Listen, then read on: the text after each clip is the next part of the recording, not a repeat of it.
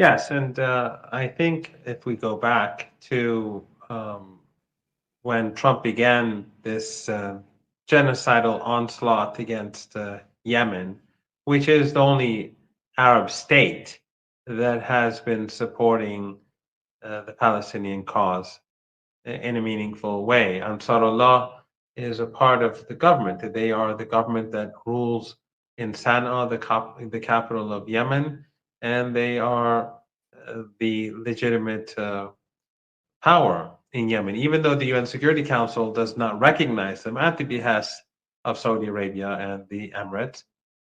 But they have been in power for a decade now, over a decade. The United, you recall that when this attack began, and it was all done to support the Israeli regime, the Wall Street Journal, after a period of time, I think it was the Wall Street Journal, yes, and they admitted that the United States was unable to destroy the underground facilities of Ansarullah. And we saw from the leaked signal uh, chats that were carried out between American officials that uh, they were targeting civilians in their airstrikes. If you recall, they said the the head of the guy who was the head of the missile force. They never named the person. They just said that he entered a building and we brought down the whole building. All the people living in that apartment building were slaughtered because of some person that they claimed was the head of the missile command and a person who they couldn't name. And Ansarullah ultimately stated that by the end of the conflict, none of their commanders were martyred. The Americans had failed across the board. And the Wall Street Journal back then admitted that the US failed to destroy their underground facilities. And they were only able to damage the entrance points, which were immediately rebuilt. Then the New York Times later on admitted that I never read the article because it was behind the paywall, but they said it was said that they wasted $7 billion in this month-long campaign. And I don't think that included the F-18s that fell into the Red Sea or the drones. So the real cost could have been a lot more.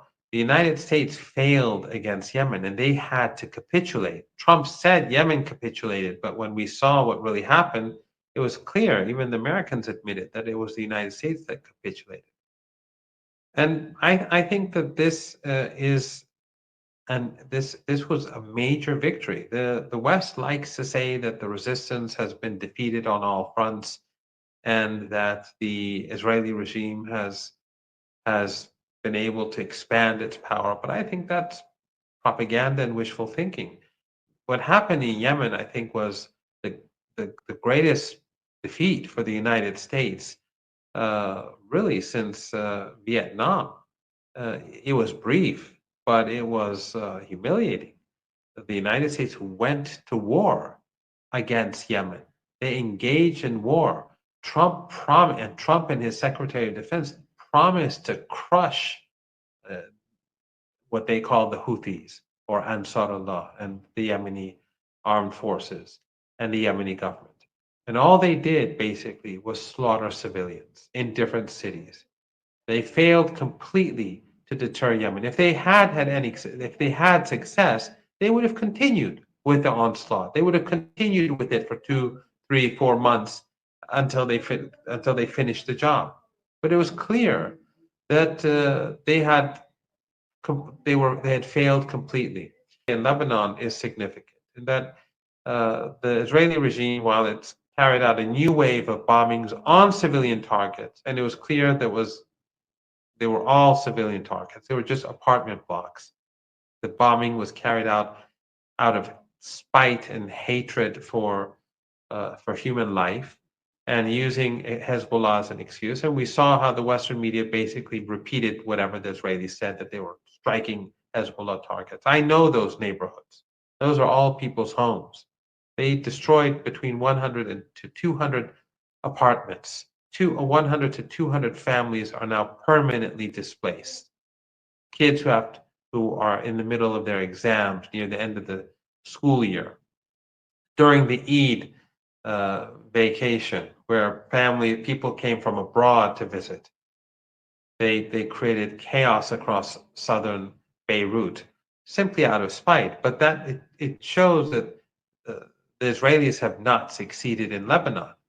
And uh, in Lebanon, by the way, another victory for the resistance were the local elections. In the local elections, Hezbollah and its allies won across the board. After this devastating war, after this genocidal war, the fact that the resistance is so popular in Lebanon, despite what the Americans and the Europeans and the Israelis and their local partners, their genocidal fascist partners in Lebanon tried, they failed. So in Yemen, the resistance won the war. In Lebanon, the resistance is alive and well. And in Syria, it is a sad state of affairs. But at least the reality is being exposed to many who, for whatever reason, failed to see the reality. And that is that what happened in Syria was a conspiracy, regardless of the nature of the previous government. Iran was never a fan of the Ba'athist Party, whether in Syria and obviously in Iraq. We fought Saddam Hussein and the Ba'athist Party in Iraq invaded Iran. So Iran was never in love with the Baathism. But Iran saw what the Americans and NATO were doing, how they were conspiring to bring down Lebanon, how they were conspiring to bring down the resistance in Lebanon and to destroy the bridge to the resistance in Lebanon, as well as the bridge to the resistance in the West Bank. So this black hole that is now Syria, which is now a black hole, sadly, and where people are suffering, I think that in the long run, this is going to be more costly for the Israeli regime. They are overstretched in Syria. And for the collaborators who brought about this horrific state of affairs, it's going to be very costly as well. And they have vindicated the resistance. They've vindicated Hezbollah and its allies. People now see what happened in Syria was exactly what Sayyid Hassan Nasrallah was saying would happen. There have been reports over the last a recent period of possibly a new resistance emerging in Syria as well.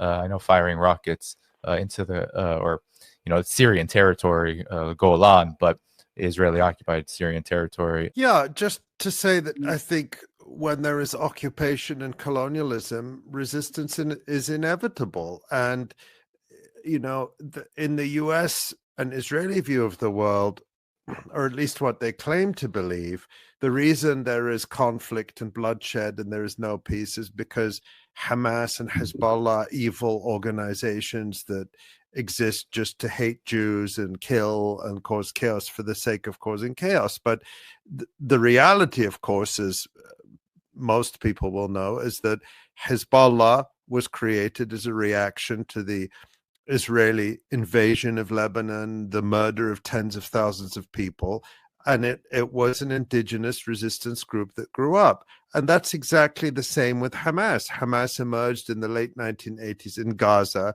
in opposition and resistance to decades of brutal Israeli occupation. And the PLO, the Palestine Liberation Organization, also, and its different factions, emerged as a resistance to Israel at an earlier phase, when the PLO essentially became subcontractors of the Israeli occupation. Resistance didn't disappear. Resistance reemerged in the form of other organizations.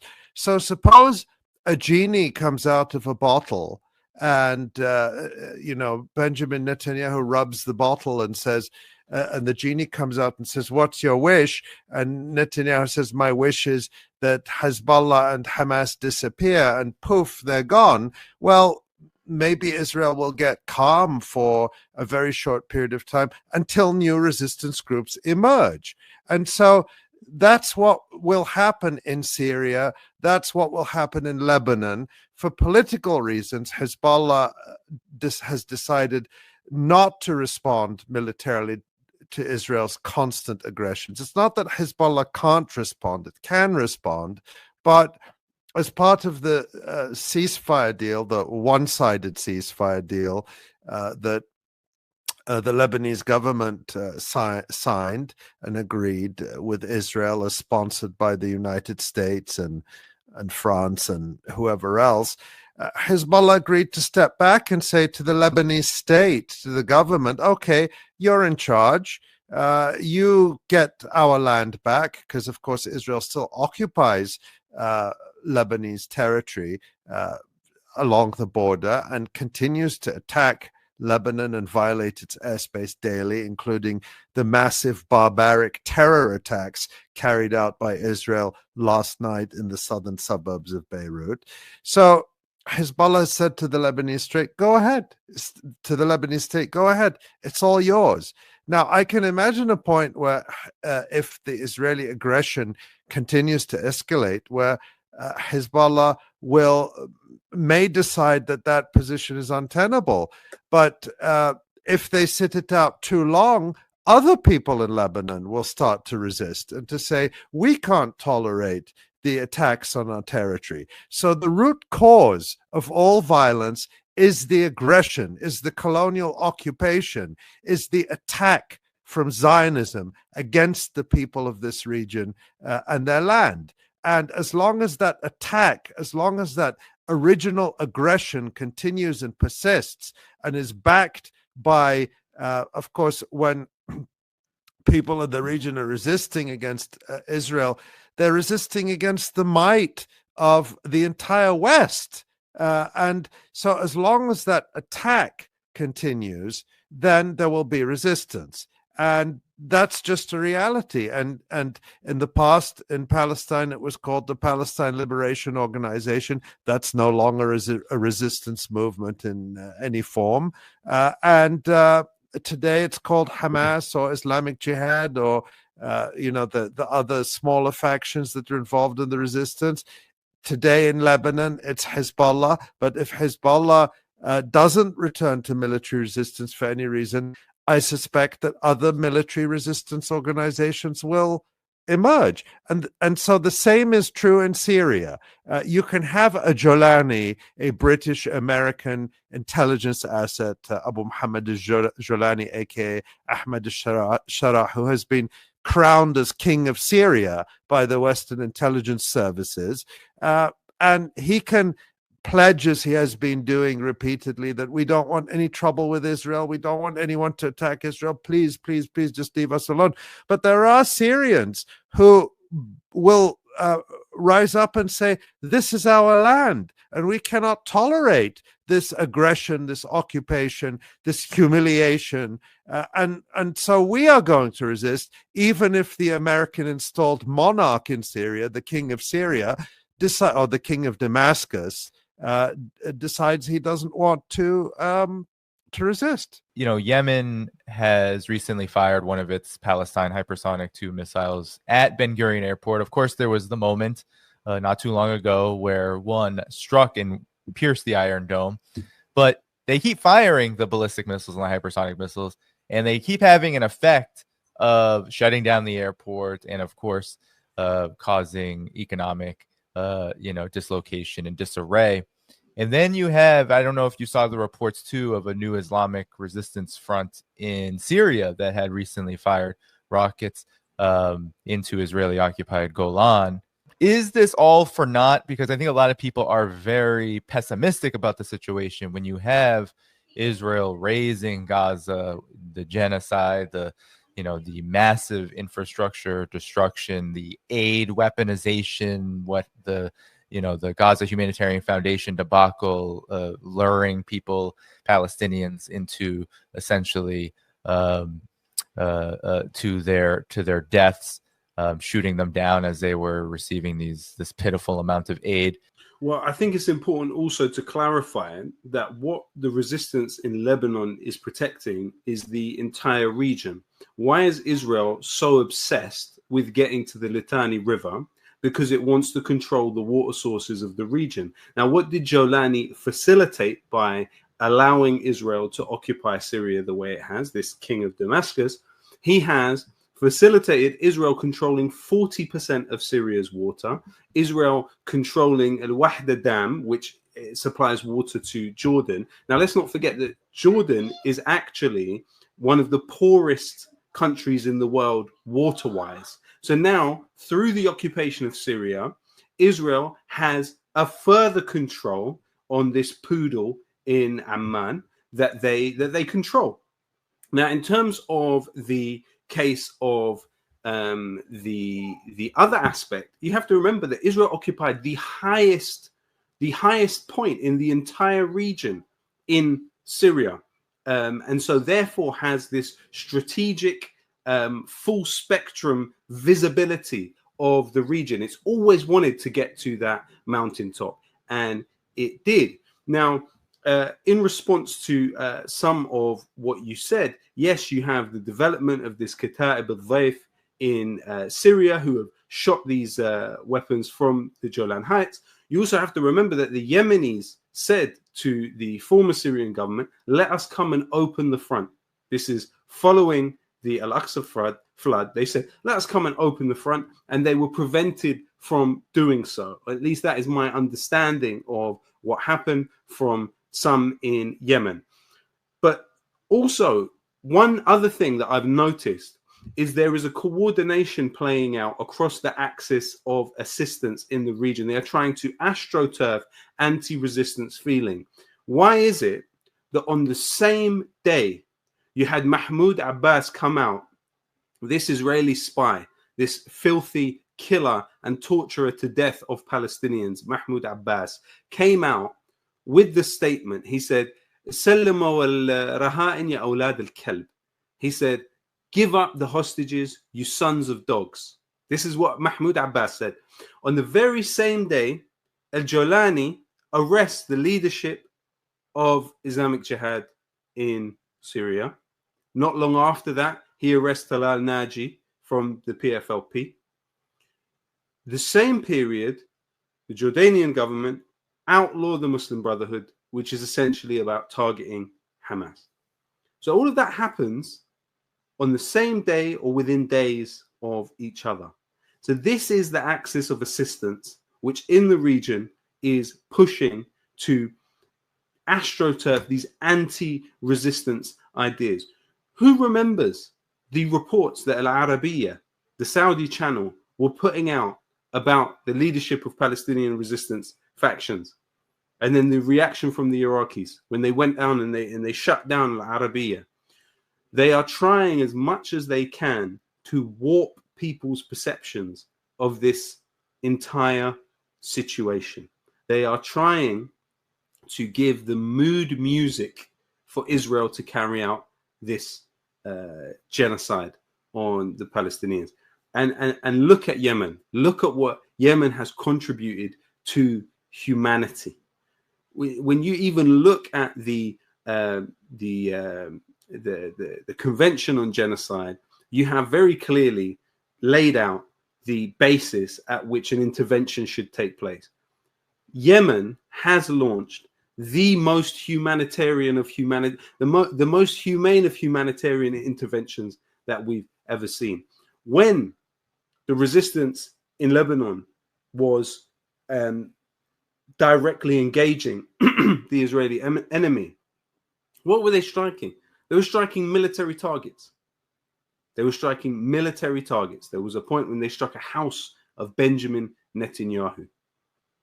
Yeah. Frankly, as somebody who has an arrest warrant, well, who is believed by the International Criminal Court and wanted for for the crime of genocide, that is a legitimate target. Yeah.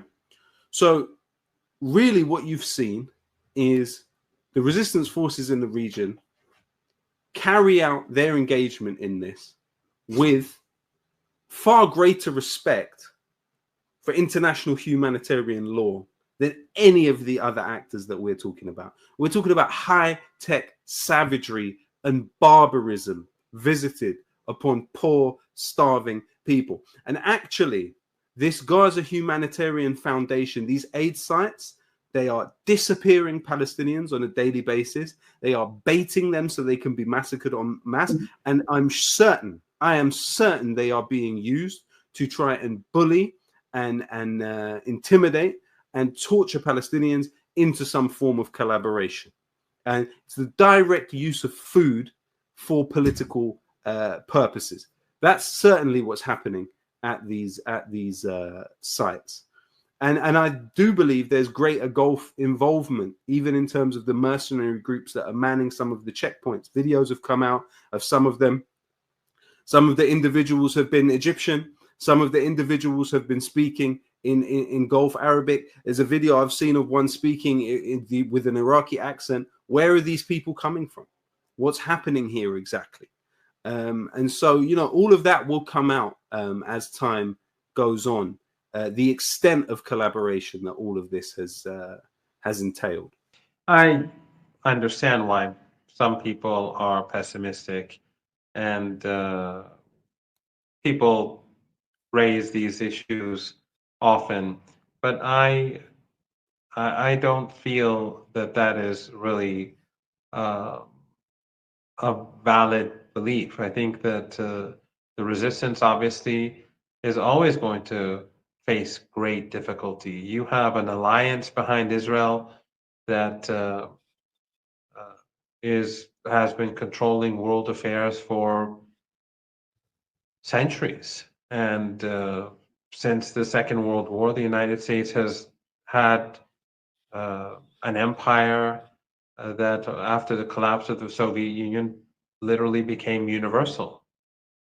And as both Ali and Lowkey have pointed out, you have regional countries that have been collaborating. They've been cooperating in one form or another. So in Lebanon, for instance, many people think that Hezbollah is the government. Hezbollah has never been the government. Lebanon is a country where the United States and the Europeans and these regimes that collaborate with the West, either as part of NATO or as a part of their regional alliances, they have huge influence, and they have NGOs and spies and embassies that have always been working against the resistance. Unlike in Yemen, where Ansarullah is in control of much of, or most of the country, which has a significant population.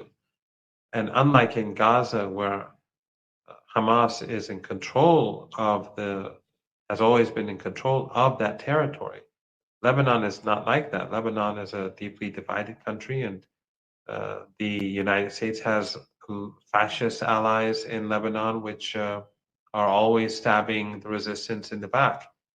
The Hezbollah accepted the ceasefire because Lebanon was divided. And there are strong elements. There are people in parliament in Lebanon who support Israel. There are people in parliament and in government who want to see Hezbollah bombed. That's how divided the country is. The majority is with the resistance, according to polls, according to election results, but it's still deeply divided. In the West, we know where they stand. We know where the oil and gas-rich countries in the Persian Gulf stand. Don't be fooled by some television outlet that supports the Palestinians in Gaza. In the broader picture, they're in the American camp. All of these countries are in the American camp. So it's very difficult for Hezbollah. It's very difficult for Ansarullah to do more than what it is doing. It's under siege. It's being starved. And of course, Hamas is in a terribly difficult position, along with its allies like Islamic Jihad. But I agree with what Ali is saying. Resistance is not going to go away. What the Israeli regime is actually doing in Lebanon is that it's strengthening Hezbollah, because it is showing that those who put forward the argument to fool the population that the Lebanese state,